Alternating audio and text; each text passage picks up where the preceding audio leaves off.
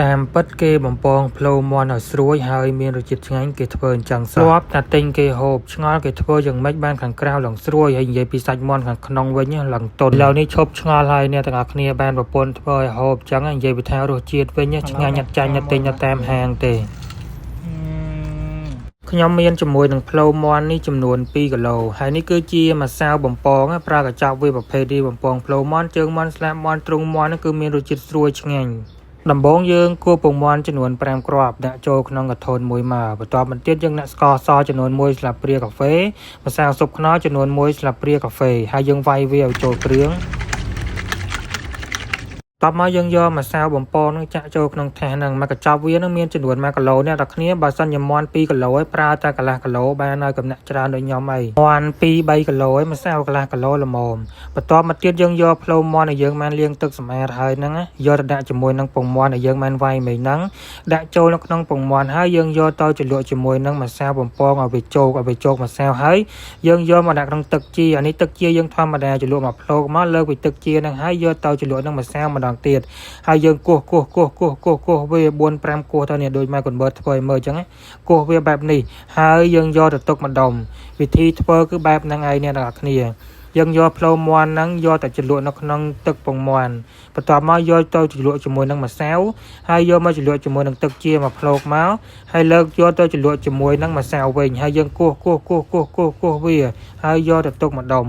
វិធីលាយម្សៅរបស់វាគឺមានតែប៉ុណ្្នឹងឯងអ្នកនរគ្នាងាយស្រួលធ្វើមែនតើហើយសម្រាប់វិធីនេះប្រើបានជាមួយជើងមាន់ទ្រូងមាន់ស្លាបមាន់អីគឺប្រើបានទាំងអស់ហើយខ្លាញ់បំពងផ្លូវមាន់ហ្នឹងយើងកំបើកខ្លាំងពេកកុំខ្លាំងពេកក៏កំបើកតិចពេកដែរអ្នកនរគ្នាបើកមកល្មមមកពេកកដាលកុំខ្លាំងពេកកុំឲ្យវាក្តៅខ្លាំងពេកមកល្មមបើមិនចឹងទេយើងបំពងជើងមាន់ហ្នឹងឲ្យបានឆ្អិនដល់ខាងក្នុងទេ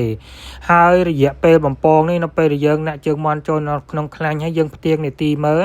រយៈពេល20នាទីពេលដែលយើងដាក់ជើងមាន់ចូលទៅក្នុងខ្ទះហើយយើងចាប់ផ្ដើមផ្ទៀងនាទីមើលរាប់នាទីគ្រប់20នាទីគឺឆ្អិននៅជើងមាន់របស់យើងក្នុងរយៈពេល20នាទីហ្នឹង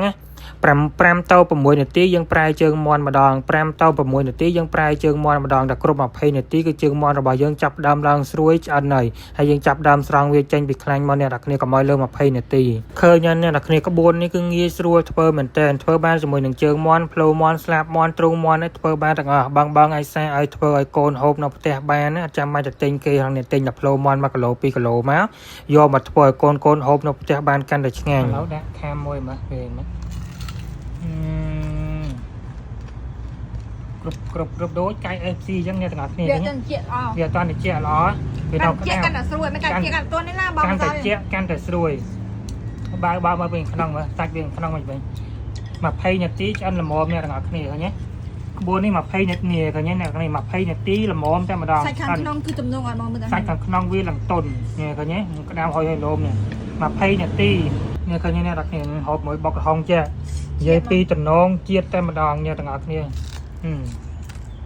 ឃើញទេអានេះអត់បានដាក់មីក្រូមីអីថតចេញពីទូរស័ព្ទ iPhone តែម្ដងឃើញអត់មានមីក្រូអីទេនេះទៅពីមើលឃើញអ្នកទាំងគ្នាតំណងណាឃើញទេដូចកាយ FC ចឹងក្តៅតែលើពីខ្លាញ់ឲ្យលើពីក្តៅខ្លាញ់យ៉ាចង់ត្រូវខ្លាញ់ចឹងវាក្តៅយូរយ៉ាងផងចឹងឃើញនេះដូចនេះអ្នកទាំងគ្នាមកមើលសាច់ឃើញទេ20នាទីឆ្អិនល្មមបំពង20នាទីអ្នកទាំងគ្នាភ្លើងល្មមមកនេះជាពិសេសជាមួយបុកល្ហុងនឹងជាតិមកស្នាដៃមកកូនបឺតល្ហុងឆ្ងាញ់បុកល្ហុងឆ្ងាញ់ណាបុកល្ហុងកាពីខ្មែរយើងប៉ុណ្ណឹងមិនធ្វើលក់បានដល់អ្នកទាំងគ្នាបងបាច់ធូនតែផ្ទះខ្ញុំអ្នកមានតែបុកល្ហុងទេបងបុករឿងហ្នឹងចូលចិត្តណាបុកមិនមែនមួយអាទិត្យវាមាន7ថ្ងៃដកតែមួយថ្ងៃចេញបានហើយអត់មានមួយថ្ងៃណាដែលដកទេបុកថ្ងៃបើមិនថ្ងៃក៏ល្ងាចបើមិនល្ងាចក៏ថ្ងៃហូបកាយ FC ណាកាយ FC អានេះកាយ FC ស្នាដៃម៉ែកូនបឺតចំណងដល់ក